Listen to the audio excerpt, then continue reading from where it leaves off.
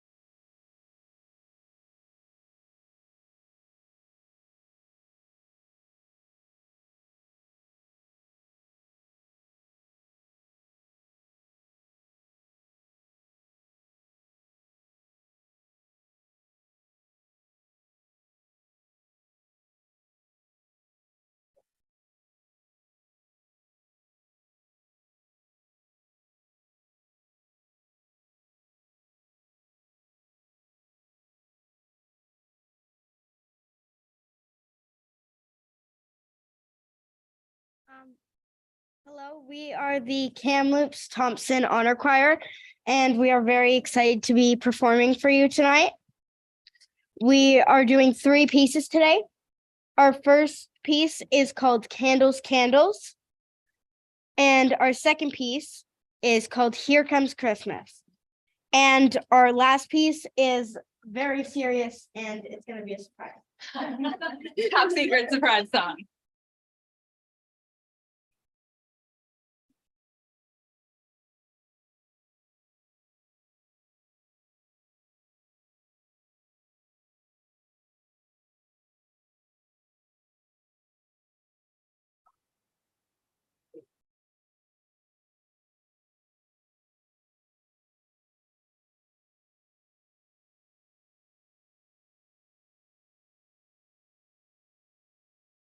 Candles,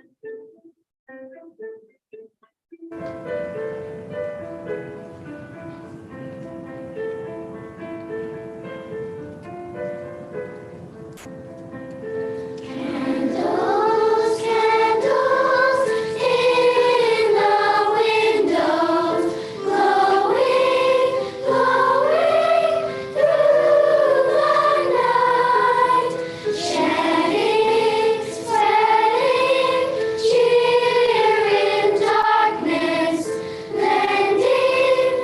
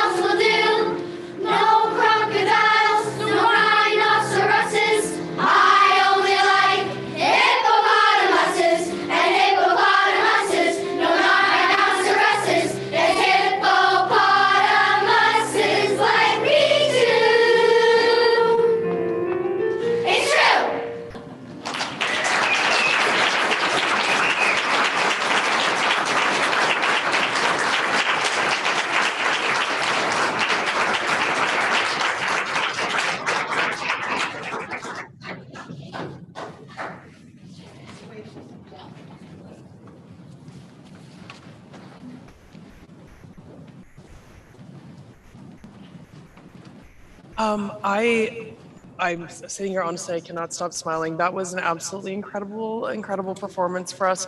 I don't know if trustees, if there's anyone who wants to actually say anything to this lovely group. Yes, trustee Jules. Cook's Jam, thank you. It was incredible, the talent, and it just amazed me. The time that you put into it, and thank you for, I'll be thinking about this through the holidays.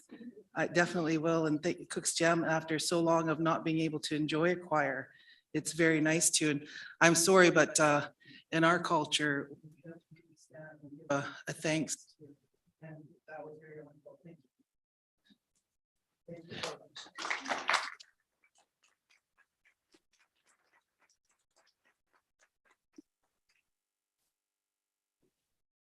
Thank you, trustee Jules. Trustee Carpuck.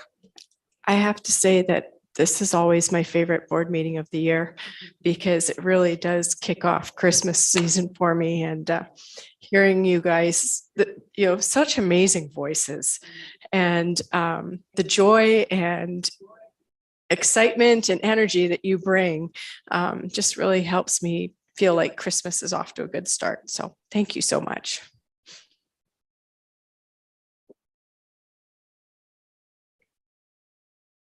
Trustee Sim.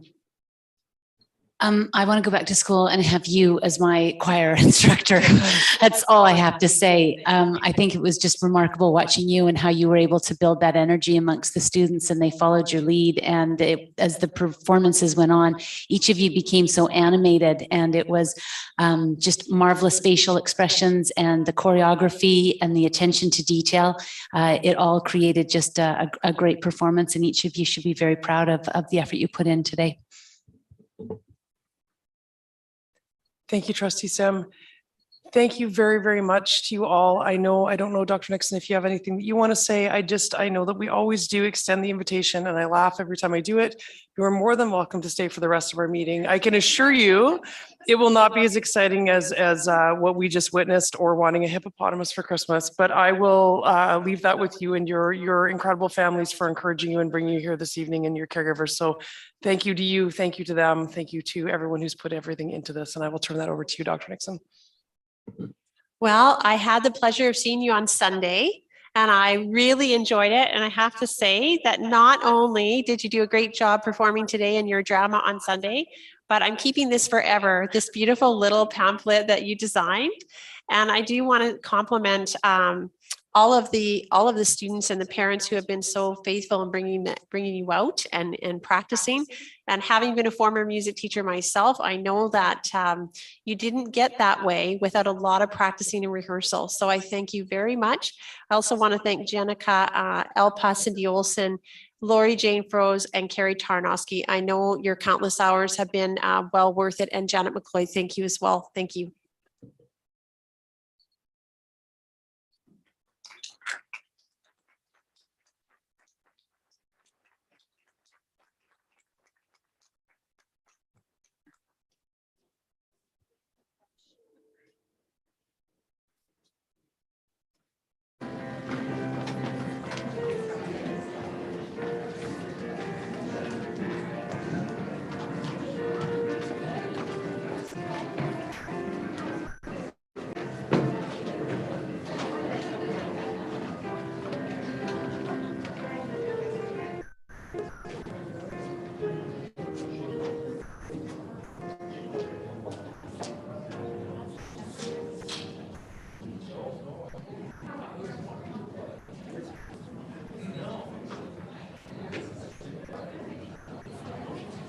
Thank you very much for people's patience, just while we had how we had our wonderful choir exits the room here.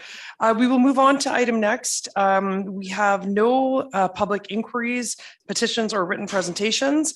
We have no parent advisory groups and district parent advisory groups. So that moves us on to reports from Superintendent of Schools. Dr. Nixon, I will turn this over to you. Well, we are very excited here tonight, Board Chair Grieve and the board. As we welcome District Principal Mike Bowden, Assistant Superintendent Machikas, I believe we have some very special guests who, just for technology purposes, has to come up to the front so that the people online can see you. So I'll just give you a moment to do that.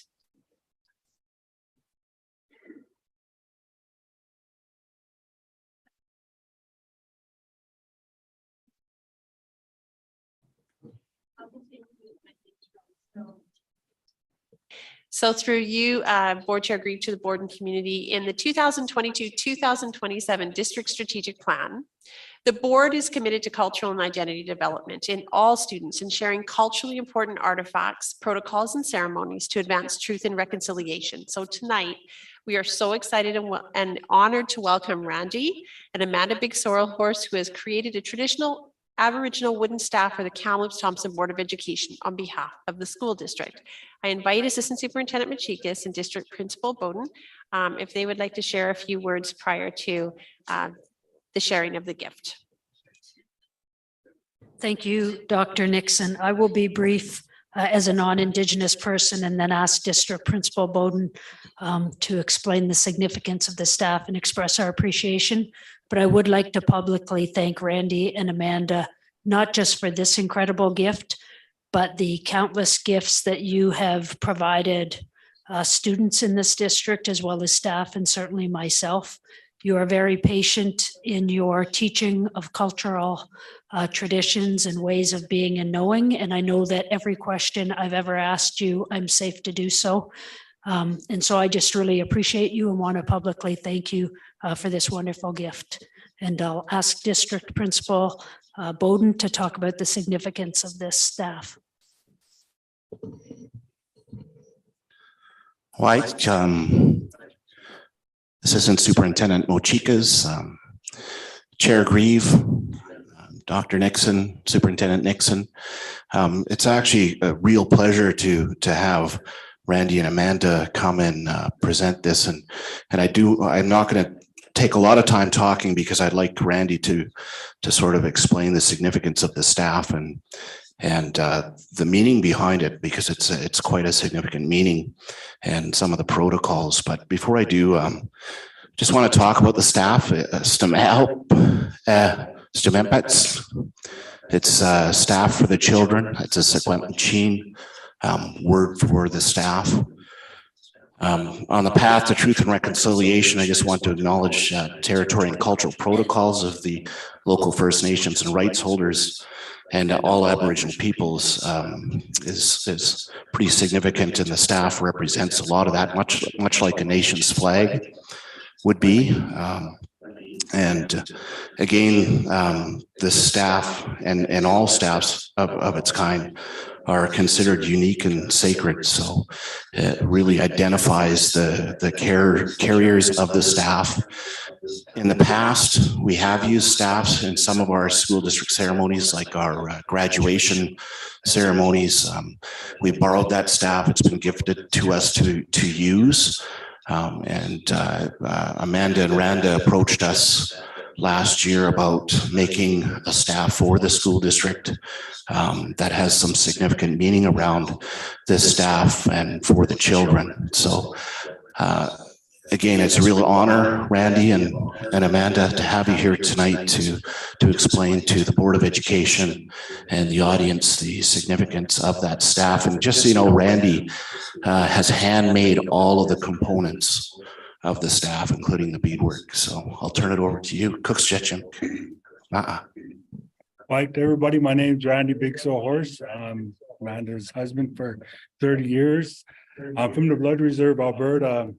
One of the things in our culture we're taught is the blessing to have a staff like this. Because when we go to other tribes, we kind of go in there blind because we don't know where to go. So we, in front of our teepees a long time ago, or in front of our houses, we had a staff, and that's the people we go and recognize. We would go talk to, and that person will reach out to other people and talk on our behalf as visitors. As I'm a visitor for the last 30 years, I'm very blessed and very honored to share this knowledge, to share this culture, to share this, because this has come from my people, the staff. I know the Secwepemc people have their own staffs here and the meaning behind it. But this typical staff, and my wife asked me to make, I asked her, "Well, you bring me the feathers," because I was taught when we make something so special like this, we start off with the prayer. We ask the Creator to bless us, watch over us. Whatever comes to our mind at this time, we'll put it together. And when she brought me the feathers, they're all different sizes feathers. As you can see, they're small, and it goes all the way up to the biggest ones. And that represents our life. And that's my thought behind it. Because you start off when you're a baby, you work your way up in life, and you pray to the Creator that you get to this part. You get to have a very rich, full of gray hair that you can, when you get here, you're going to see your children grow up the same way. And that's what I wanted to have the thought when I was making the staff for the children. I want that blessing because it starts at home, then it goes to the schools. The schools teach them the English, everything that they need to be able to live this life that we're living now, even though we get the blessings of keeping our culture and our tradition. That's what I was in my mind and my thought. I wanted to put our grandpa at the top of the staff for us. And when we're representing, like Mike said, when our people, we come out, we lead off with the staff to represent our people, that we have our culture, our tradition. This is the person who's going to be talking on our behalf for us and representing us. So we share this so we know where we're going. It's not just going into a blind room. Who do we talk to? Who do we speak to? The person with the staff. My wife's saying I was the Indian Gandalf. I shall not pass, but you know, we are having humor with this, and that's the thing we want, is to have humor, because that's our culture, because we want to be respectful. We want to share this. But at the same time, I was taught there's two people that make this staff, and I want to share this opportunity with my wife to express herself too. White to White Up, Amanda Big Sorrel Horse and Squesta, Kamloops, West Stackwind. I'm not going to acknowledge because this is my territory you're on. So I'm glad that you're here. And I just want to acknowledge our school trustees, our school board officials. I work in the school district as Aboriginal youth and family consultant. So I always say the big wigs at the big office. But I just want to share that, you know, this has been a long time in the making. Like Mike had said that they borrowed a staff, which is okay. But to me, it just didn't sit properly. You know, like if we're gonna talk about reconciliation, we're gonna talk about moving forward, and we want to acknowledge our Indigenous peoples, then we should be doing things the proper way. And if you don't know, then ask somebody. Just like my BFF over there said, you know, she's not afraid to ask questions because she knows she's going to get an honest answer. And we're respectful about that. You know, it's about walking this journey together side by side and being mutually respectful to each other. So I always say we're going to start at the top and we're going to work our way down, because the kids are going to pick this up super, super fast. And I told Mike, I didn't share with Mike, I just told Mike, we're going to do this because he's the one who is the head of our department in Aboriginal education. And so he's going to be the one who's going to carry this on. And I wanted things done in a proper way and in a respectful way. And I know that this man right here can do that for us on behalf of all of us in this room and on behalf of all of our students and staff in the district. And so I know that it's done in a good way because he always starts things off with a prayer, with a good thought. And he does that with everything that he's doing. So every bead that you see on here, there is a good thought and a prayer put in there. And there's significance to all of the colors. And I'm not going to explain it because that's his role. But what I am going to plunk in here again trustee Jules, is Mike has agreed to come to a cleansing sweat lodge in the spring as part of his role as a caretaker of the staff. And I'm going to extend that invite to all of you to join us to do that so that you can have more understanding of what the meaning behind this is. Because we could sit here and talk all night and tell you and share things, but when you come and you participate in some of our culture, you're going to get the true essence of the meaning behind things. So once again, I'm going to extend that invite and I'm going to work with trustee Jules to make this happen in the spring. We talked about this. Yes. So we're going to do that. Mike has already agreed and we're going to do that. And it's an invite to everybody. And he's very gentle. He will take it easy on you in there. You will have a really good experience. So I just want to thank you for having us tonight. Thank you to Mike for always listening to me. He's a great guy, and to my BFF there, she's a good leader.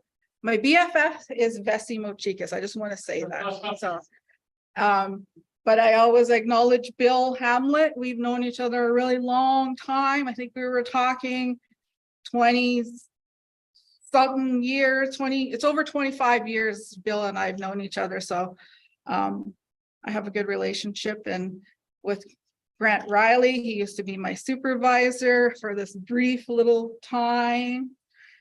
But I just want to acknowledge you have some great people, and our new superintendent, Dr. Nixon. She's always, thank you, Amanda. Thank you, Randy. We kind of get called at the last minute for things, and we're happy to do that. But I'm going to finish off with Randy, and he shares the floor with me. So I'm really grateful for that. Good show. Yeah, I just want to share the reason why I shared the floor with her, because I forgot what I was going to say. I seen all those kids coming up here singing so good tonight. And I just like had a squirrel moment and everything was, what am I supposed to say? I was like, I know how to get out of this. But anyways, just want to say, very honored, very blessed, because I was taught when we make these, and once we put them together and once we start that prayer, it's like forming a baby. And we're taught this is like a bundle. This bundle is not allowed to touch the ground. If you guys ever noticed that when I came in here, I always put it on my foot. Because that's the way I was taught. We hold them up. We don't let them touch. So if you ever get to carry it and you hold it, be mindful, just put it on your foot. But before I finish up, I want to call Mike up and pass this. And there's a tradition that we do in the way we pass it to you. We just don't hand it to you.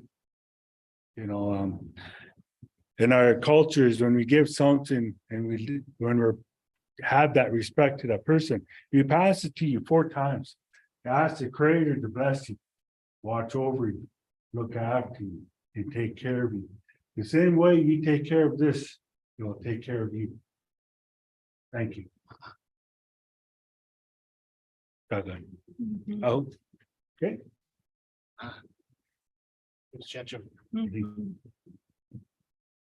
Thank you. Okay. Oh, on up here. We have a little gift for you. Thank you so much. Just before you go, we wanted to express our gratitude from the Board of Education for all of, I guess, the energy and time that you put into creating a staff that is something that is belonging to this district and to something that will actually lead. You mentioned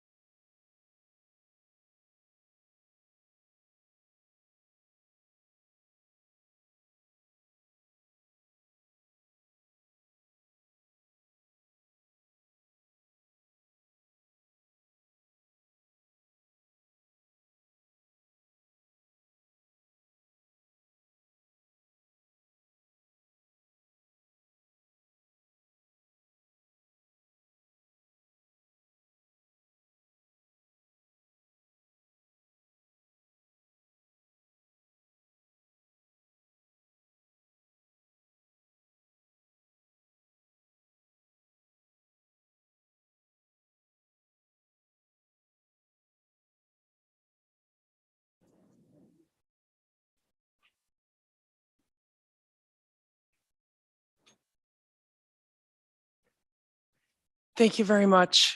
Dr. Nixon, does that conclude this agenda item? Yes, it does. Thank you. Item next is yours as well, which is item 8.2, school completion. Through you, Board Chair Grieve, to the board. In the 2022-2027 District Strategic Plan, the career education priority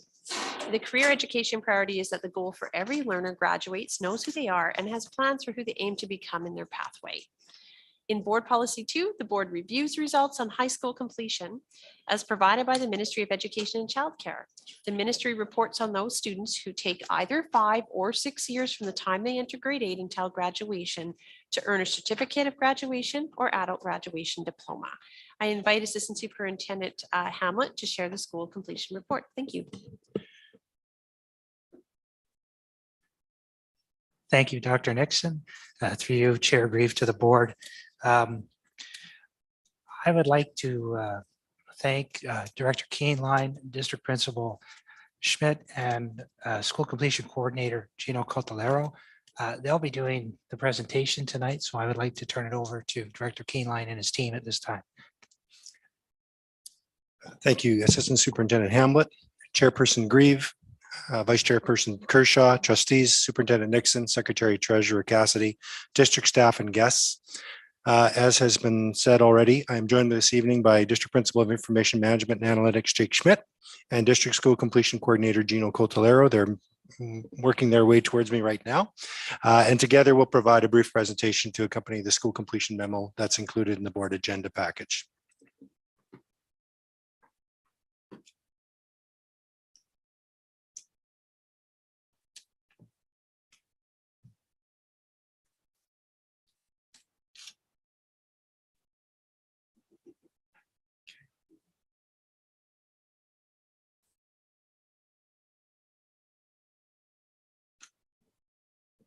At this point, I'm going to ask District Completion Coordinator Cotolero to lead the presentation.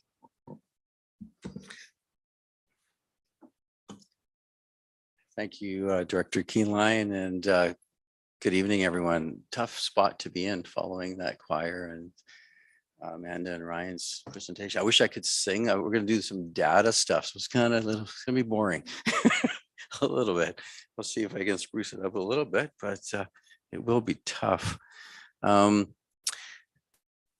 So school completion, as Dr. Nixon indicated, the ministry recently released the 2021-22 6-year completion rates. So I'd like to just take a few minutes to share some of that data with you. The 6-year completion rate is based on the number of students that complete their graduation requirements. It's either their regular graduation certificate or adult graduation diploma within 6 years from the first time they enter grade 8. So this 21-22 6-year cohort would have entered grade 8 6 years prior to that. And then the ministry also has a migration adjustment for students that move in and out of the province in those 6 years. And it's a little bit of a convoluted formula that we really don't know, but that's part of the deal. So I took this slide from a public government site that has our completion rates, and I like it because it has our rates, but it also gives us a little bit of a picture of where we stand in comparison to the province. So if we look at that first group there where it says BC residents. So in our district, our permanent BC residents that were accounted for was 1,187 students, which is the majority, pretty much all of our district. And you can see we came in at 90%. That was our completion rate for our BC residents.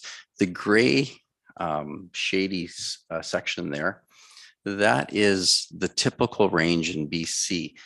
Most of the school districts would fit in that gray range, which was 83 to 93%. we came in at 90%. So I'd say we were on the high end of that typical range. There's going to be a few districts that are below that gray area and a few that are above it, but the majority will be in that area, in that gray range. Our next group there is our Aboriginal students, which was made up of 291 students. And our rate came in at 81% for our Aboriginal kids. The range, the typical range in BC was 67 to 83. So once again, I'd say we were on the high end of that range. Then it's our diverse learners. These are students that have a ministry designation. And our range was 71. And the typical range in BC is anywhere from 67 to 81. That's where most districts fit in. So we were in the range, but I'd say we were on the lower end of that range for that group. And then finally, all students in the district. So that includes our diverse learners, our Aboriginal students, and then BC residents and non-BC residents as well. So too shy of 1,200 students. Again, we came in at 90% for this cohort, and the typical range is 79 to 90 for the rest of the province. So 3 out of the 4 categories there, I'd say we were on the high end of the typical range, which somewhere in between the top 15 to top 20 districts, I'd say in BC is where we would land for those 3 categories anyway.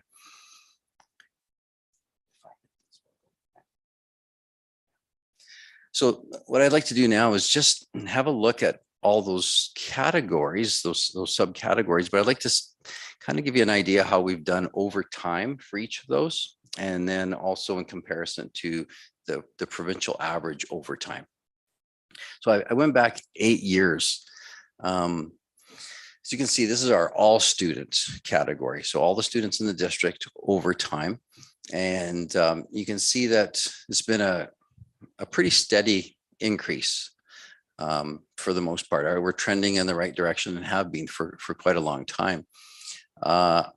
It's not on here, but 2013-14 was actually the first year we scored above 80% in our completion rates for all students. And 2016-17 was the first time we got above 85, and it was the first time we were higher than the provincial average. And you can see the last 4 years we have been above the provincial average, and the last 3 years we've been in the low 90s as far as a completion rate. So I think that's something to celebrate. When it comes to our resident students, again, over time, it's been a steady incline. 2016-17 was the first time we were higher than the provincial average, and it was the first time we scored above 90%. And then some good news, bad news. I guess the last 3 years, we've dropped 1% each of those years, but we've maintained above 90. So 5 out of 6 years, we've been above 90% when it comes to our resident rate. Last year, we were exactly the same as the province. They went up 1%, we dropped 1%. So we just lag behind the provincial average when it comes to our resident students. Our Aboriginal cohort, again, over time, pretty steady increase with this, with our Aboriginal students. We've always scored higher than the provincial average year after year. 2018-19 was the first time we did score above 80%, and we crushed it at 84%. Unfortunately, we haven't been able to get back to 84%, but we have, for the 3rd time, scored above 80. In the last 2 years, we've come in at 81%, and again, above the provincial average. And then lastly, these are our diverse learners. The provincial average has had a pretty steady incline. Unfortunately, ours has been historically a little up and down, a little bit of a yo-yo effect when it comes to our completion rates with this group. 2018-19 was when we scored our best completion rate, and that was at 75%. And we've sort of plateaued in the low 70s the last 3 years. So this is one area where we've lagged behind a little bit. Now I'm showing you this slide because I wanted to show you what like in a perfect world, all our students would finish in 5 years, from grade 8 to grade 12, that 5 years. But the reality is that that doesn't happen. So our all student rate, if we look at our 5-year completion rate, we're talking about 1,200 students. So 86% of those 1,200 students finish within that 5-year period. However, that extra year, we went up 4% to 90. So that's approximately 50 students that finish in that year 6. And that's pretty typical. And it's pretty typical with the province as well. There's that 4 or 5% increase from year 5 to year 6 for the all student and resident students. Our Aboriginal students, you can see that was 291 students, I believe, in this cohort, because we're looking now at the 2021-22 group again. After 5 years, 72% completed, and we increased to 81% in year 6. So that's approximately another 30 students that took that extra year to finish. And then our diverse students, after 5 years, it was at 64%, and then approximately 15 others finished in that extra year to bump us up to 71%, which again is somewhat typical for both the Aboriginal students and our diverse learners. Smaller cohorts, so the percentage can fluctuate a little bit more. So why did I show you this? Is because the students sometimes need that extra time, that extra support to get through school. And perfect example, last week, I took a student over to street school who signed up to try and finish, but she would be year 7. So she won't count when she finishes as a completion on any of this data, but we're giving her a chance to finish and be done with high school and move on to the next phase of her life. And sometimes it takes that extra year, 6 years, sometimes it's 7, and there's students in there who are still working on, in their year 8. So the timeline is, it's not just 5 years, it's not just 6 years. It's sometimes life gets in the way, and it's whenever it works for them. So I'd like to share a couple of stories of 2 students that would fit into our year 6 completion, who are, one of those 50 students. So they're both a little bit different too, but I think it gives an example of sometimes stuff that does get in the way. And then what, as a school district, what we've done to help them get over that hurdle. Both students have said that it was okay for me to share their stories. So the first one I would like to talk about is Seth. So Seth was was basically a Kamloops kid and liked school. He had has a good social group where high school wasn't a real problem. He got along with his teachers for the most part, did okay in his courses. He was a sort of a hands-on kind of kid, was a doer. So sitting in class for any length of time doing schoolwork was a little bit painful, but he was disciplined enough to get through most of his courses.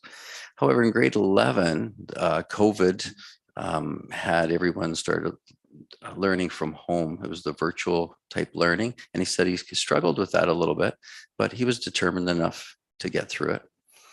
And then him and his parents decided that his grade 12 year, he would continue to do online schooling. So he was doing work through @Cool, our online school. And he got through most of his classes, but he was short elective credits. So he showed up as a non-grad at the end of June. During his time at school, though, he had an opportunity to go and visit TRU, the trades programs. And he really, really liked the culinary program. He seemed really interested in that. So he thought about applying to that. And then he found out the Cooks Ferry Indian Band would pay for him to do that program. So it was a no-brainer. He signed up, and then he took the culinary program from September of 21 to April of 22. And he did so well. He loved it. He did so well. He ended up winning the Ken Leppin Award of Excellence for his culinary skills. And then his prof gave him such a good recommendation that he got a job. It's called the Big Rock, the Black Rock Resort in Ucluelet. Apparently, I Googled it. It's awesome. It looks really, really cool. I think you've been there, have you not? It's pretty spectacular. So I had coffee with him 2 days before he was leaving, and he was over the moon, excited about going and starting this new career. And we forgot, he hasn't graduated from high school yet. So luckily, with TRU finishing trades courses, we can use the dual credit thing where you get credit for university courses, but we can use them for high school as well. So we were able to use the courses he did at TRU to give him his elective credits so he could finish high school. So I kind of started to think about the pieces that were involved. You know, the connections he made while he was at school, but our online school had helped him get through a lot of his courses that he needed. It was the visiting the trades, TRU, the trades programs at TRU, and really the connection we have with TRU and being able to use the dual credits, and then just a student finding a passion that he loves and doing so well at it, and overcoming some of the obstacles like COVID, where you had to work online to get courses done. So it was pretty exciting, and definitely the best part of my job is when I get to connect with students and they tell me about the stuff that's going on, and one door kind of closing and another one opening, and the excitement there. The other student, a little bit different, Alex. So Alex, she's a student that had a pretty transient school life. She attended 13 different schools from K to 12, homeschooled twice, lived in 3 different provinces. She said that moving didn't bother her too much when she was young. However, when she's getting to the middle school age and high school age, she really developed a little bit of a social anxiety, and that was a real struggle. Go figure, meeting new people and not knowing how long you're going to be there. I can see how that happened. She moved to Kamloops from Manitoba in grade 9, and she did okay. Moved to Kelowna in her grade 10 year, and that's when things started to fall apart for her. Came back to Kamloops the following year, had to redo a lot of her grade 10 courses and some of her grade 11 courses. She said the only thing that kept her going to school was her connection she had with the school counselor. She tried to finish then her grade 12 year at our alternate school, Trek. And the reason she went there is she had a friend that was attending, and that's what sort of kept her going to the school. She didn't socialize much, but she was going to class with her buddy. Almost, finished. She did quite a bit, but she was just too short some elective credits. So she showed up as a non-grad in June as well. So I connected with her. She had no intention to go back to finish at Trek, even though she had the opportunity, or she was welcome to do so. But her friend wasn't attending there. She was working, and she thought she would do those other courses or those other credits she would get online. But that never happened. So she still wanted to graduate, so she agreed that she would be open to figuring something out. So if she could work on stuff at home on her schedule and then, submit it, if she needed help submitting the work, kind of, would she be open to that? She didn't have to attend class, but she could work on it at home. She didn't want to do online stuff because that just didn't work for her. So how about paper-based? So street school is maybe an option because they're pretty good that way. It's paper-based and, we'll kind of support you when you can. And as long as you're being productive. So she agreed to that. So she ended up finishing the electives that she needed. And, between Trek and street school, we were able to get her finished. And her goal now is to do an early childhood education course and become a preschool teacher. And she was over the moon happy about finishing her high school grad as well. And again, she would be another example of a 6-year student. So life gets in the way sometimes, and it's not always smooth sailing for a lot of these students.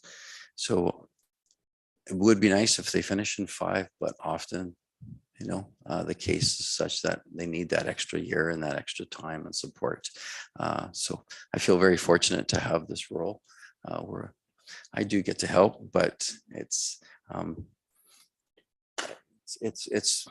wonderful. The data is really boring, but the connecting with kids is the good part. So thank you. Thank you, District Coordinator Cotolero, for presenting on behalf of the District School Completion Committee. Before I pass it back, I do want to say thank you to District Cotolero or District Coordinator Cotolero for his work with the students that have discontinued or haven't graduated. It's a personal approach he takes. I want to say thank you for sharing a couple of stories that really highlight where the district works very hard to connect students to opportunities that will make them successful in terms of their interests. I want to say also thank you to District Principal Schmidt. There's a lot of data analytics that go into this. We provide information, or he provides information to all the schools, which support schools in making decisions about supporting learners who are struggling.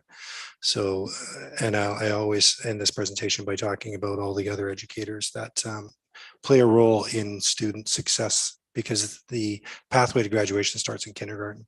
It's not necessarily in grade 12 or beyond. So it's due to the hard work of a lot of educators and a lot of caregivers who provide support for students to be successful. That concludes our report. Thank you very much. Thank you very much, Director Keeneline. I will open it up for trustees if you have any questions about this agenda item, which is for information purposes. Yes, Trustee Sim. Just a quick one. Thank you for the passion that you obviously extend. I think that our students in our world is better because of people like you and your team. So thank you for that.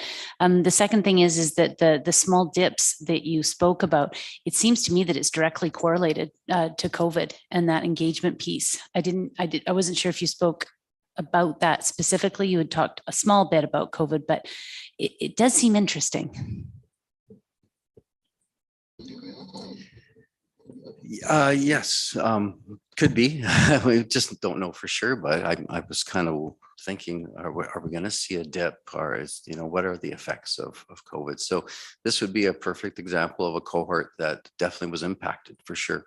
So I was kind of curious to see provincially if there was going to be some dips as well, but it's been pretty steady, right? So it's hard to say. I know there are more students trying to finish courses online, more so maybe than before, where they have that 1 or 2 course that you're trying to finish. It's kind of a carryover from being, forced to do that online for a while. So I'm not sure if that is a direct correlation or not. I'm guessing a little bit. Yeah, there's probably lots of data. So it'd be interesting to hear as it reveals itself. But Yes. anyway, I felt a little bit bad when you were talking about the dips, but I'm going to say I think it's a dip. It's not the effort for sure. So thank you. Right. Thank you very much, Trustee Sim. Trustee Hickson. I'd like to also thank you all very much. That was an incredible presentation. I always love to see data at work. My question is just very simply, how can the board support better completion rates, especially among students with diverse needs?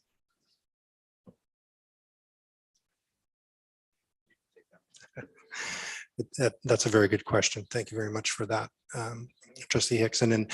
And honestly, I'm going to defer probably to Assistant Superintendent Machikas. I neglected to say when we started the presentation that part of the District School Completion Committee includes Director Machikas, or sorry, Assistant Superintendent Machikas and her the people she supervises and her team, and a lot of the good work that occurs to support students with diverse needs is done by her team. So if I can indulge Assistant Superintendent Machikas, she can provide some information there. Thanks, Director Keeneline. Thanks for the question, Trustee. It's not an easy answer. So some of the things District Principal Brady and District Principal Bowden and I are looking at, because we know there's an overrepresentation of Aboriginal students in the diverse ability or students with disability category. Some of the things, we're in our second year of having a teacher specifically assigned to students who attend partial days at Chris Rose Therapy Center to reintegrate them back to their general education classrooms with support, because as Director Keeneline talked about, this is a kindergarten to grade 12 situation, if you will. So if our students are behind in primary grades, then their outcomes and their predicted outcomes for graduation become weakened. So we are really focused on inclusive ed staff around what support we can give to not only students, but staff members to meet their learning needs. We've switched to a focus on competency-based IEPs because we believe those are better inclusive education plans to really get at what the students' dreams and goals are and what their strategies are and how to help them get there. Looking at Pro-D for CAs, teachers. We have an overrepresentation at our alternate school of students who have learning disabilities and other diverse needs. So working with our schools to hold on to students. In the last 2 years, as Trustee Jules would know from her work on Aboriginal Education Council, we've implemented Aboriginal support teacher time in schools. So we're really targeting students who could benefit from additional literacy support, numeracy support, social emotional learning. And now we're looking at how can our department, so how can our literacy and numeracy coordinators work together with our Aboriginal team and inclusive ed team so that everything we are doing, we're speaking the same language and working together to strengthen our time in classrooms with teachers and students. And then lastly, the last comment I would make, and we're no different than any other area in the province, to Trustee Sims' point around the pandemic, but what we do know is trauma, and the pandemic is a trauma, intensifies conditions that are already there. So it makes graduation and academic success more difficult for all students, but even more so for students who have trauma in their past, or certainly families and students struggling with different diverse abilities. So it's a complex issue. While the numbers may not reflect it, I would say without the great work of every department at the school district, these numbers would not be as strong as they are. So it actually, in some cases, looks like a less favorable number, but I think amazing work has gone in to maintain those levels.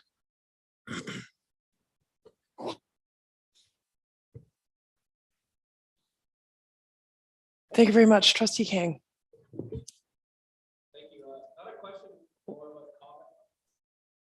Not a question, more of a comment. Actually, I don't know if you remember, Mr. Cotolero. I believe I was a student while you were a counselor at Brock or Norcamba, and you helped me switch a class once. And just a comment and a type of person you are, the amount of kids' lives you've touched and been able to. I know people always talked about you in the classroom, and to see you continue doing this work, it's awesome, and it's just cool to see you here today and to see you continue doing that stuff. So thank you. Thank you so much. Any other questions or comments from trustees? Yes, Trustee Carpuck. It was interesting looking at the long-term data because I can remember when 80% was one of our goals just for all students to complete. And being so thrilled when we changed our goal from 80% to 90%.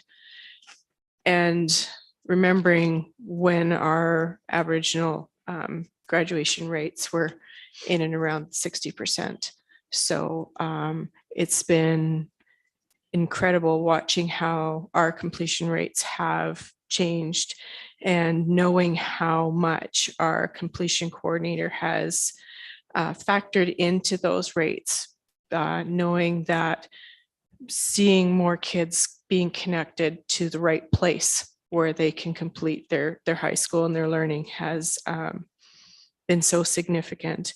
And having been the trustee liaison for Truck and for Street School for so many years, and hearing the stories from students about how much of an impact that the connection with the teachers and the helping hand that they got in those places had such a significant difference in their educational outcome, really makes me very thankful for all the good work that the district has managed to do and the programs that we've put in place over the past years.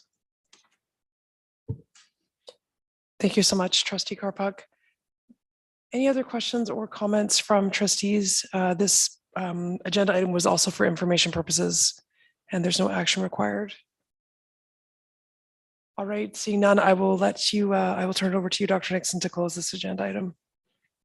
Thank you through you, Board Chair Grieve, to the board and to our team who presented tonight. I do think data is a long-term haul. It's about looking at trends over time. So I do appreciate the diligence and that we've had a steady upward swing. And I do believe we'll continue with that. So thank you for taking the time. And thank you also to District Principal Schmidt. He always takes data and makes it understandable, and that is a gift. And so I appreciate that very much. Thank you. Thank you very much. I was going to say, District Principal Schmidt, we can't get him to stop talking to be able to actually hear anyone else speak during these get-togethers. So it's very nice to see you, and thank you all for all of the work that you put in. Dr. Nixon, the next agenda item is yours as well, Aboriginal Education Annual Report. Thank you. Through you, Board Chair Grieve, to the board. In the 2022-2027 District Strategic Plan, the board integrates an Aboriginal perspective throughout the foundational and operational framework. When the plan was developed, the Aboriginal Education Council emphasized that every Aboriginal student deserves to thrive academically, socially, emotionally, physically, and culturally. Every Aboriginal student is to graduate, know who they are, who they hope to become, and have career pathways that inspire them.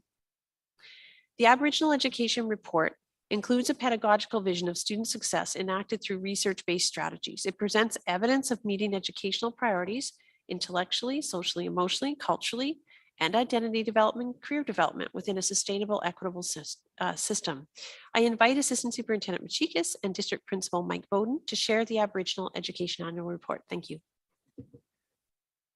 Thank you, Dr. Nixon. Chair Grieve, Vice Chair Kershaw, trustees, thanks for this opportunity. As you can see before you, you have quite a thorough report, and I promise you we are going to be succinct and just speaking to a few of our action items for this year, but we welcome as many questions as you have now or at any time. We would always like to start with a land acknowledgement.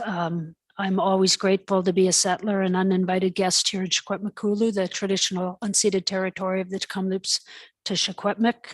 And I was reflecting yesterday while snowshoeing that around this time, the traditional ways of being where people would be using those snowshoes for gathering and hunting and getting ready for the winter season to make sure their families are prepared. And here I am thousands of years later, using it as a recreational opportunity.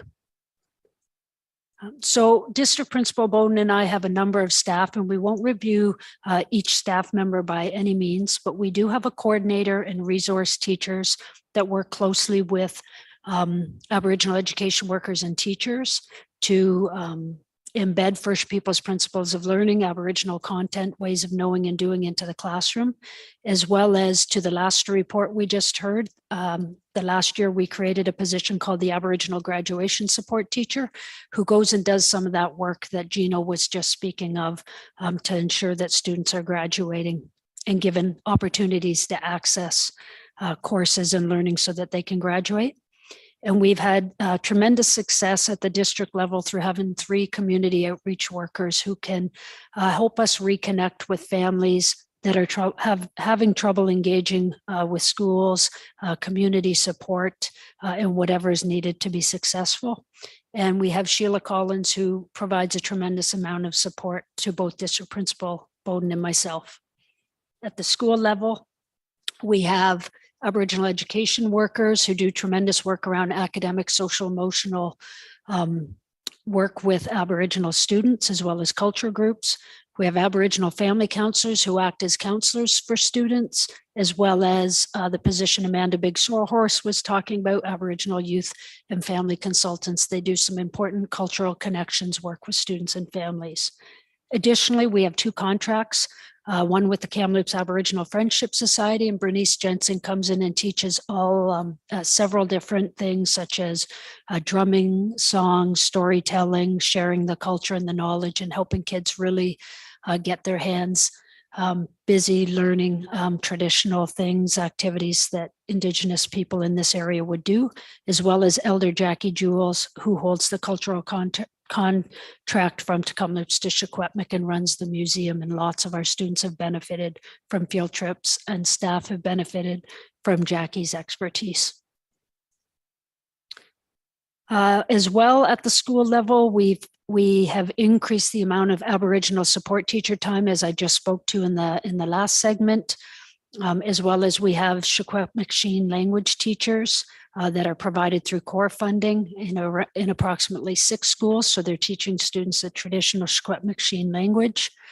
And all of these services are used by targeted funding for students who identify as having Aboriginal ancestry. So this is funding in addition to core funding. So if we are using targeted funding, it has to go above and beyond what the traditional funding for all students would include. And before I pass it to District Principal Bowden, who will highlight 3 action items, I just wanted to take the opportunity to thank him for his leadership. We've just come back from the First Nations Education Steering Committee conference in Vancouver. There must have been over 600 participants. District Principal Bowden, alongside Joe Heslop from the Ministry of Education, provided 2 sessions during this workshop and has provided leadership not only in our district, but throughout the province. So I just wanted to highlight his work and thank him before he speaks to the action items. Cooks Jencham, Assistant Principal. Mochika is Chair Grieve, trustees, Superintendent Nixon. Thank you for inviting me today. We're going to talk a little bit about just some of the highlights in the document. I'm not going to go through all, I think it's 62 or 65 pages. I'll leave that up to you.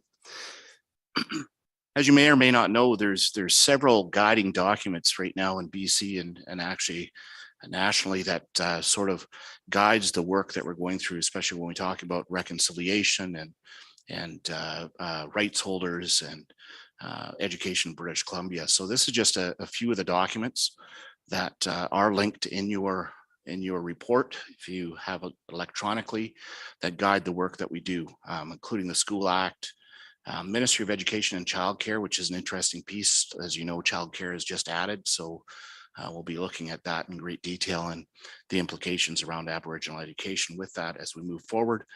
DRIPA, the Declarations of Rights of Indigenous People, again, midway last year, the province came out with their action plan. So next year's annual report will include lots of things around that action plan and how we're linked to it. The calls to action, the audit that came out in 2015 that really looked at the inequities of Aboriginal outcomes in British Columbia for Aboriginal students, and especially the graduation rates. And as we heard earlier, we talked a lot about those graduation rates. We do an exceptional job in this district with Aboriginal education and graduation rates. However, we also have a bit to go yet. We still are not at parity, and we need to be working towards parity and digging deeper in that work. BCT, BC Tripartite Education Agreement, the professional standards that came out in 2018, the How Are We Doing report that was just released by the province. So we can see a lot of this data that's including in this. Our enhancement agreement, which is another significant document. And actually I talked a lot about that at the Finesse conference because it's really been a guiding work that this district does in partnership with the Aboriginal Education Council. And I'll get into that just a little bit as we move forward.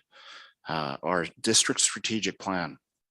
Again, the ministry is quite impressed with the agency and Aboriginal voice that was included in that district plan. I was asked a lot of questions around that district strategic plan at the Finesse conference because it is very unique in the province and how that came about. So this district can be quite proud of the agency and voice that was included in the next 5 years of this district strategic plan. And again, local education agreements. We have 7 rights holders that we serve within our district boundaries. It's quite a few. Most districts don't have that many. In fact, our neighboring district has 3, and that's considered high.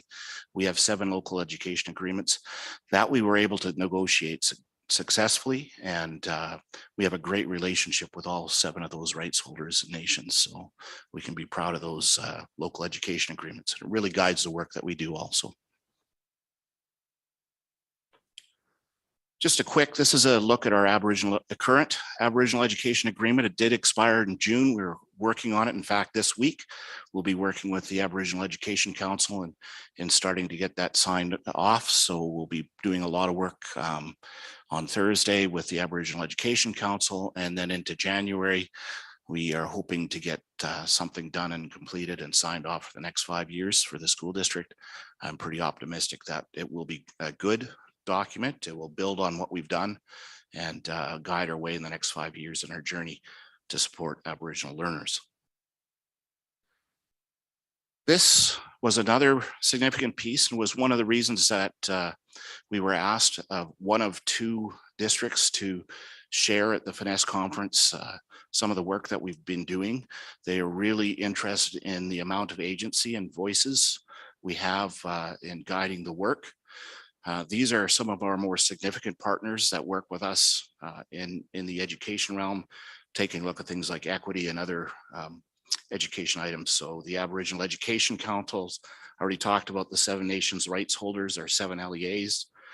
We have a Chase Aboriginal Advisory Committee that talks specifically about that rural piece. We also have a North Thompson Aboriginal Advisory Committee. We have an Aboriginal Education Advisory Committee, which is actually different than the Aboriginal Education Council that has teachers on it, principals on it, support workers. We have representation from TRU plus our district staff. And really we support the work of the Aboriginal Education Council, as well as really it gives us an opportunity to dive a little bit deeper on things like graduation rates and what's happening in inclusive education and specifically in schools. We have the District Aboriginal Student Leadership Council, again, unique. Lots of questions about that this weekend too. That's made up of student representation from all of our secondary schools. We have 2 to 3 students that sit on that council and lend an Aboriginal student voice and some leadership in their schools around that.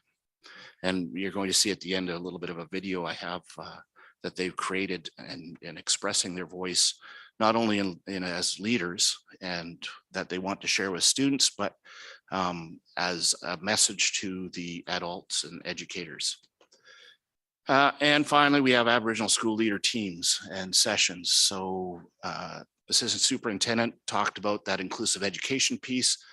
This we pull school teams from all of our schools into 4 sessions, half-day sessions, and we cover topics like anti-racism, courageous conversation, Aboriginal pedagogy, as well as inclusive education. We have been going through, I think, a full year of UDL, Universal Design for Learning, as well as ensoling our schools. So training those school teams into being aware of those things. Equity in action, I'm not going to cover too much about that because we talked about that inequities still exist and we still have lots of work to do to get to parity. This is a provincial project. We were one of the initial districts involved in this project, and we're still going strong. In fact, Joe Hessel, who I presented with on Friday, is the provincial lead in the equity in action. So he has asked us many occasions to share some of our equity projects, and you'll see some of those things in the report. Anti-racism, we came out last year with a cultural safety, humility, and competency guide. It's being used across the province right now. Again, it specifically targets anti-racism as well as cultural humility in schools and in classrooms and with communities. So it covers those topics that you see up there. So what does Indigenous mean? What's the difference between Indigenous, Aboriginal, and Indian? The Indian Act, what is it? Residential schools, 60 Scoop talks a lot about trauma and being trauma informed. Appropriation, what is it and how to avoid it, and vetting our resources. And that brings us to the end. So of this presentation anyways, I do want to share this video because this was done by our Aboriginal student leads, district leads. We brought them together back in May. We asked them, how do you think you can share your voice as leaders in your school as Indigenous students in a way that comes from you and talks about your journey in the education system and also informs the adult educators in the education system. So the lyrics are theirs, the choreography is theirs. They came up with this video and I think it's quite powerful. So I just wanted to share this with you. I'm going to stop sharing because apparently the video doesn't work on Zoom. So I have to open up another, hopefully it'll work here. Oh.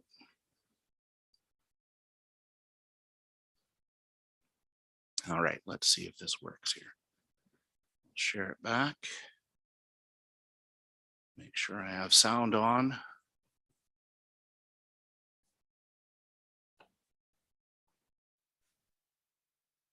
Okay, look, it's going to work, I think.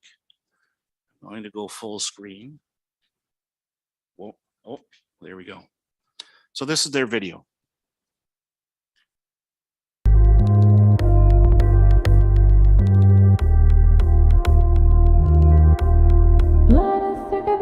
Blood is thicker than water, but water can't take away the pain.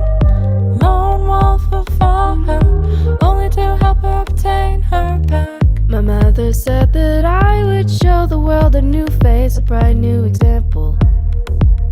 I tripped on those words and started to stumble. There's so many things that we don't know. Have trouble believing the stories they told me. If you complain about walking to school, remember those that would have loved to walk home. I hear my peers saying all these things. I don't know what they're talking about. Frustrated, aggravated, my heart drops cause I don't get it.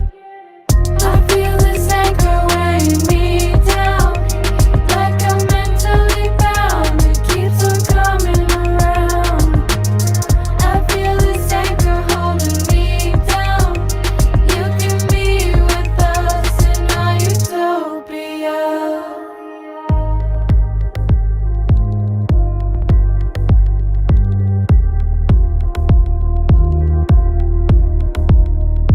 Letting the spirits rest. Mama, she the realest. She sacrificed. She had her life.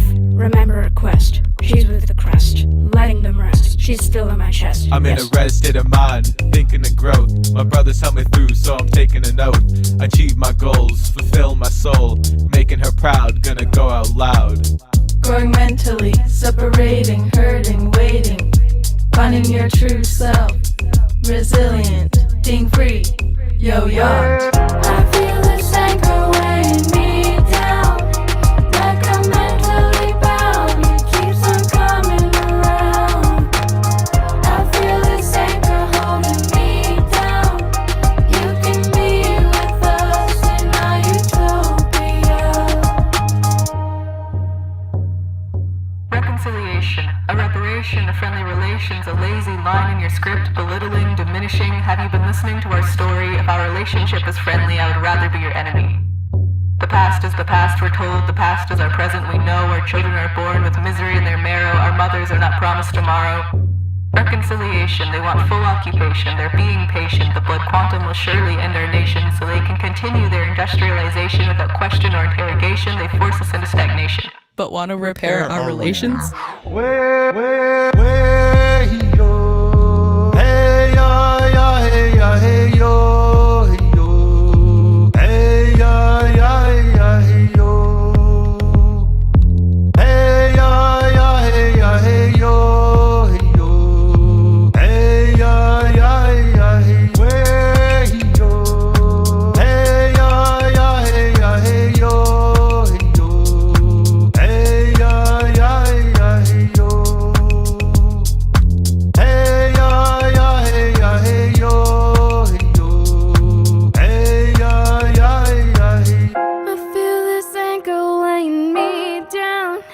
Like I'm mentally bound, it keeps on coming around. I feel this anchor holding me down. You can be with us in our utopia. I feel this anchor weighing me down. Like I'm mentally bound, it keeps on coming around. I feel this anchor holding me down. You can be with us in our utopia.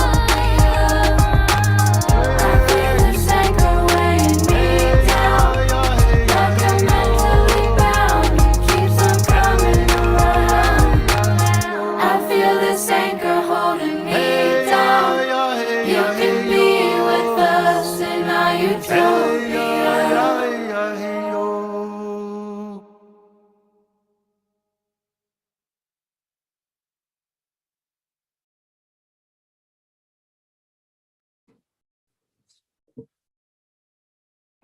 I believe that's everything. So Cook Sketchum, and we'll take some questions now if you have any. Thank you very much. Thank you very much, District Principal Bowden and Assistant Superintendent Mochikas. Trustees, do you have any questions on the agenda item as it was presented today, this evening? Sorry, it was for information purposes. But if you have any questions, the floor is yours. Yes, Trustee Jules.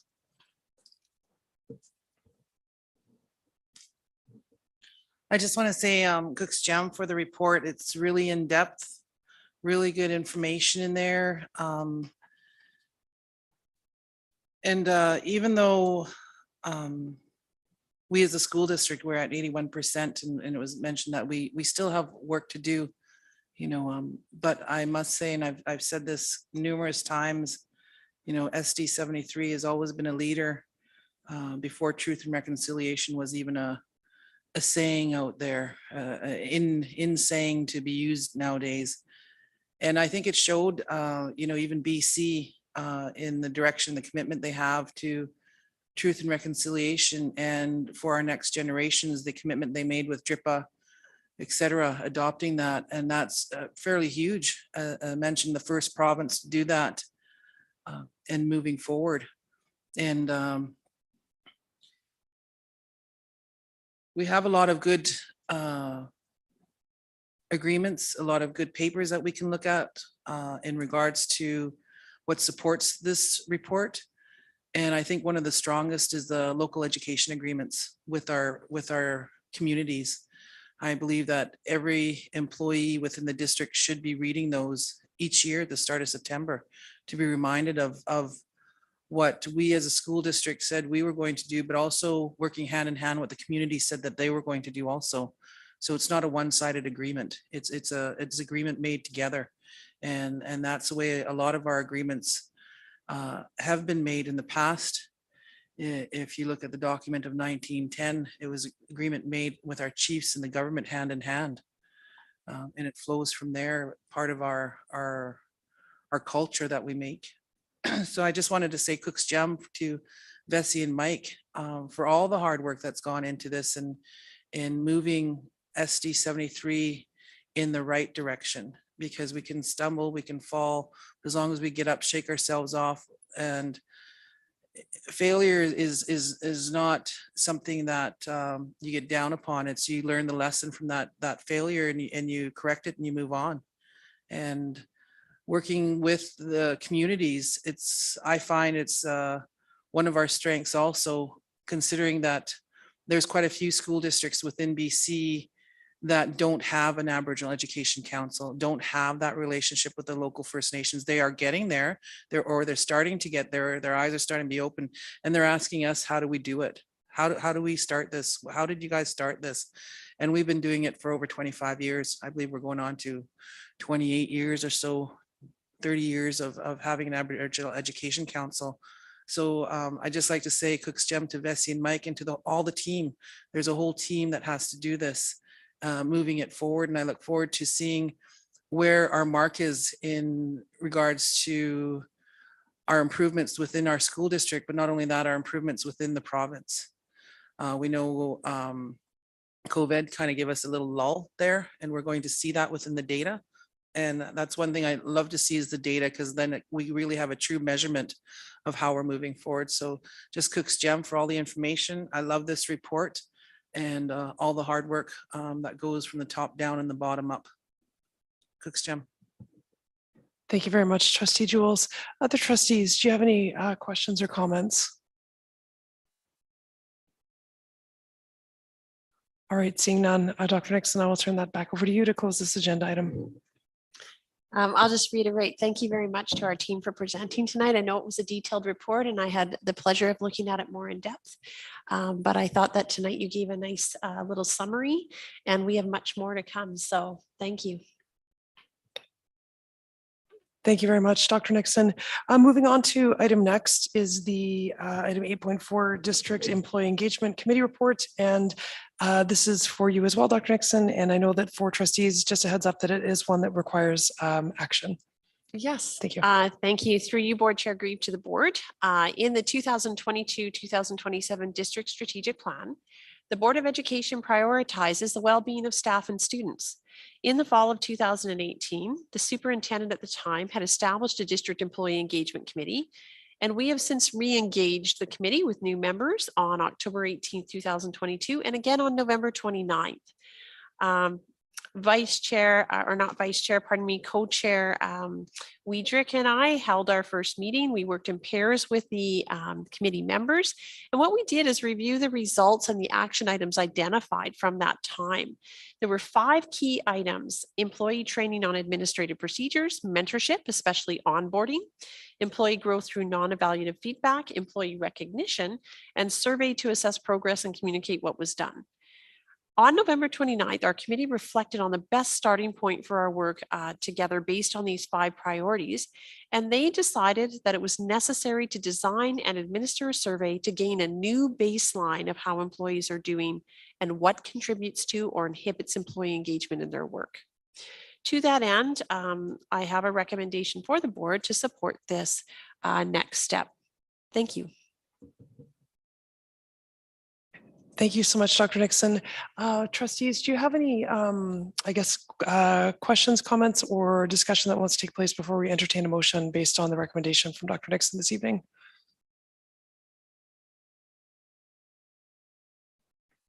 Yes, Trustee Sim. No, go ahead, Trustee McKelvey. Trustee McKelvey. I move the motion. Okay, thank you. I second. Thank you. Moved by Trustee McKelvey, seconded by Trustee Sim. Is there any discussion on the motion as presented in the package this evening? All right, seeing none, all those in favor? Thank you. And opposed? Seeing none, the motion carries unanimously. Thank you very much. Thank you very much, Dr. Nixon. Moving on to item next, this is yours as well. Thank you. Through you, Board Chair Grieve, to the board. The board is committed to recognizing individuals, groups, and organizations that support learning opportunities and environments for students and staff to thrive. To that end, on July 5th, 2010, Superintendent Sullivan had initiated an award called OWL Award for Excellence in Public Education. And it was to recognize annually at least one person, group, or organization for outstanding service to public education in the Kamloops Thompson School District. The award was developed by consulting on criteria, determining the symbol to represent it, and consulting on the artistic rendition of what came to be the owl. Mr. Terry Norlander was commissioned to produce the owl statue, which represents wisdom, hope, vision, and excellence. While we continue with this symbol for this year, we will bring this to the Aboriginal Education Council in terms of the potential for revisiting this symbol, considering what may be considerations for future renditions of this award when the statue is distributed. I will establish a review team for this award in January 2023, and it will be given at a public board meeting in June 2023. This report is presented as information for the board's consideration, and I'm happy to answer any questions. Thank you. Thank you very much, Dr. Nixon. Trustees, are there any questions for Superintendent Nixon on the report as presented this evening or the information that was circulated in your packages? Right, seeing none. Thank you very much, Dr. Nixon. Moving on to item next. This as well as yours, number 8.6, good news. Thank you. Through you, Board Chair Grieve to the board. So in Board Policy 1, Foundational Framework, which outlines the mission, vision, values of the strategic plan, the board is committed to the value commitments of relationships, connections, well-being, equity, and sustainability. Celebrating good news in our schools is one way to enable school leaders to share this news and the stories that enact these values. This report highlighted a few of the informal stories that are emerging across our schools and that were provided to us at the December 1st school leaders meeting. It is presented as information for the board's consideration, and I am happy to answer any questions should the board have any. Thank you. Thank you very much, Superintendent Nixon. Trustees, do you have any questions or comments about the good news that was distributed in our packages this evening from Dr. Nixon? Yes, Trustee Jules. Just a comment. I really appreciate this report because knowing what's going on in my schools per se, in good news, but it's nice to be able to read what's going on in other schools. I may not hear about it. So thank you very much for the report and I really appreciate it. Thank you.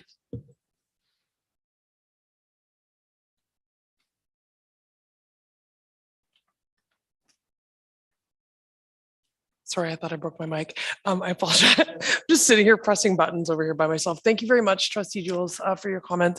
Any other trustees have any comments or questions for Dr. Nixon? No, I will just say I actually echo Trustee Jules' comments. Dr. Nixon, I really appreciate having such a thorough, I mean, it goes really hand in hand with your superintendents, the updates that you send to both staff and parents. And it really does highlight some of the good news stories within our district. So a lot of gratitude to you for that and for keeping that on our agenda always as it is definitely a positive note. So thank you very much for that. Item next is yours as well, 8.7 Superintendent's Report. Well, thank you very much. Through your Board Chair Grieve to the board. Based on Board Policy 12, the board evaluates the superintendent through monthly reports and annual evaluation and annual work plan and professional growth plan and ongoing development reports are part of this supervision and evaluation structure. This report is the first part of the month of December and is provided to the board as information. Thank you very much, Dr. Nixon. Trustees, do you have any questions on the superintendent's report as circulated in your packages this evening? All right, seeing none. Thank you very much, Dr. Nixon. We'll move on to item next. Item 8.8, out of province field trip request from Westside Secondary. As per Board Policy 2, Section 15, the board shall approve any field trip for any length of time that takes place outside the province of British Columbia, including international travel, and such trips do require board approval 3 months in advance. Westside Secondary is seeking approval for 21 music students along with 4 adult chaperones to travel to Quebec and Montreal on March 25th until April 1st, 2023. Students will have the opportunity to see the Montreal Symphony Orchestra, as well as professional jazz ensembles. In addition, students will visit the Montreal Museum of Fine Arts, Old Montreal, Notre Dame de Montreal, and the trip promises to have curricular connections to music, art, social studies, and French. I will turn it over to Assistant Superintendent Hamlet to provide any additional information the board may need to make their decision. Thank you. Thank you, Dr. Nixon. And through you, Chair Grieve, to the rest of the board. It's nice. It's been a while since we've had these come forward. We had one last year that wasn't able to proceed. due to lack of participation. So again, this was a regular occurrence in School District 73 prior to the pandemic, when we had students and along teachers and supervisors going to different parts of our country. This is, as I mentioned, this is not a music performance or music festival trip, but it connects. It's certainly highlighted by musical events that the students will see. There is a draft agenda that's attached, as well as some of the activities they'll see in Quebec City, like a tour of old Quebec City and things like that. As the trip, as Dr. Nixon included, it sounds like a wonderful trip with cultural highlights as well as connections to different curricular areas. The cost of the trip will come from participants and will be subsidized by fundraisers organized by parents, and in accordance with Administrative 506 student financial assistance. Most students will be denied this opportunity due to financial need. One of the things that students could also access with an extracurricular field trip is the Student Family Affordability Fund as well. A benefit of the timing of this trip, what I do also want to highlight, students aren't going to miss any class time because it happens over spring break. So that's an added benefit. As the plans for the trip are finalized, I will continue to work with Principal Premack to ensure the itinerary and parent information continue to be developed according to Administrative Procedures 260 field trips. There is initial consultation with the parents that are involved has been completed, and the parents are have also indicated their initial support for the trip. It is just a little bit over 3 months away, but I did want to bring it to this board meeting just in case there was any questions or any follow-up that we need to do. So it is an action item, and a recommendation has been provided for the board, but I'm happy to answer any questions. Thank you very much, Assistant Superintendent Hamlet. So trustees, this agenda item is for action or to consider a motion based on the recommendations that were in your packages. Yes, Trustee O'Fee. Yep, that's good. I would move approval. Move approval of the motion as recommended. Second. Yep. Seconded by Trustee Kang. Thank you very much. So it was moved by Trustee O'Fee, seconded by Trustee Kang. Any discussion on the motion? Okay, seeing none, all those in favor? Thank you, and opposed? Seeing none, the motion carries unanimously. Thank you so much. Thank you very much, Assistant Superintendent Hamlet. Dr. Nixon, does that conclude your agenda items for this evening's meeting? Yes, it does. Thank you. Thank you very much. We have no reports from Secretary Treasurer this evening. We have no new business. We have a business arising from public inquiries. So we do have a response to the Safe Street presentation that was 2 board meetings ago, and the response was circulated in your packages. And I just wanted to just ask whether or not trustees had any questions around that agenda item. I know that it's in the public package and that we will be sending it to Dr. Trent Smith and Dr. Actually, we've already sent it to Dr. Smith and Dr. Fenton, and just so that it's there for information. And will also be something that is available for public viewing as well, and possible, I'm assuming, media inquiries as well, just so people are aware. I don't know if there's any discussion to be had on that, but I will open the floor briefly just to see if there's any trustees who want to comment on that agenda item. All right, seeing none, I will move on to item next, which is reports from committees and chairs. We had the BCSCA Trustee Orientation and Academy. I'm going to turn it over to you, Vice Chair Kershaw, just if you want to give a brief update on the Academy, as I was unable to attend.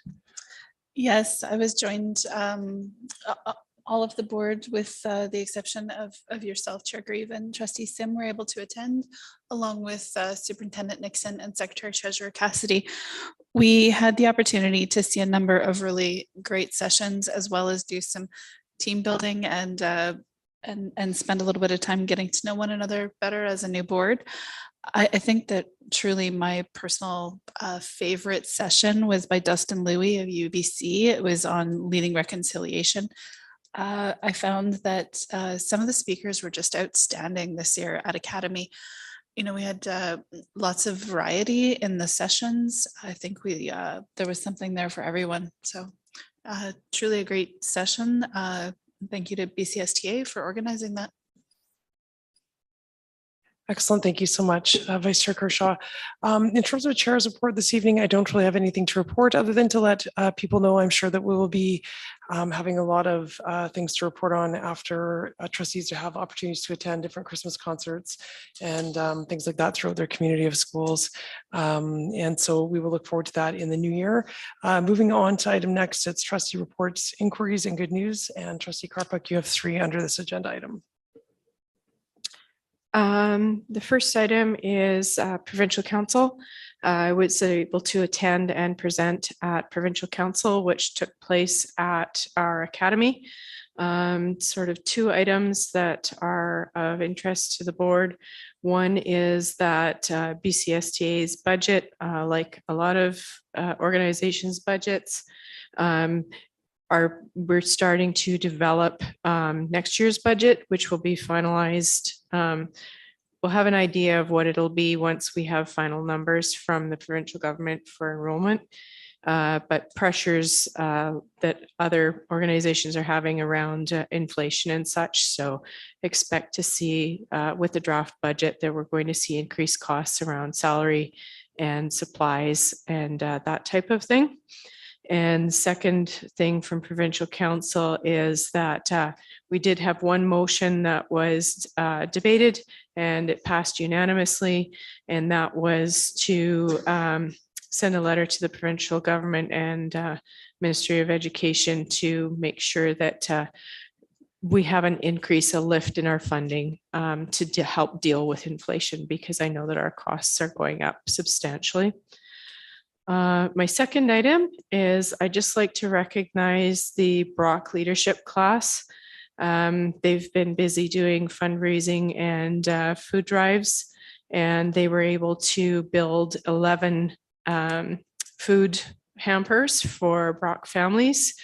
And then the one leadership class took their fundraising money that they have made that they were going to be spending on something later in the year and decided that they would donate half of it to the food bank. And so that was, I think, a very big leadership moment for those students. And my third item is to recognize the Brock Choir. They participated in the Santa Claus Parade earlier in December, and they sang the anthem at the Blazers game on Saturday and just did an outstanding job on both of those things. Thank you so much, Trustee Karpuk. We have no motions, so that leads us to item next, notice of meetings. So our schedule of upcoming meetings, we have the CUPE Labor Management Liaison meeting on the 15th of December. We have a KTTA Board of Education reception on January 5th, 2023. And then there was a date change. We have the MLA and Board of Education joint meeting Friday, January the 13th. The next regular public board meeting will occur on Monday, January the 9th, 2023.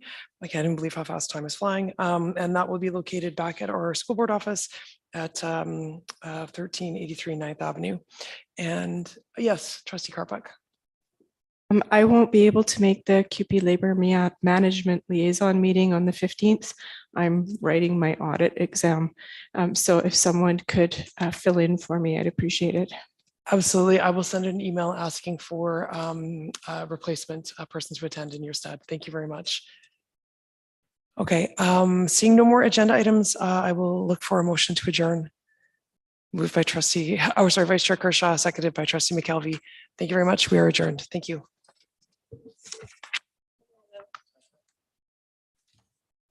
Yeah.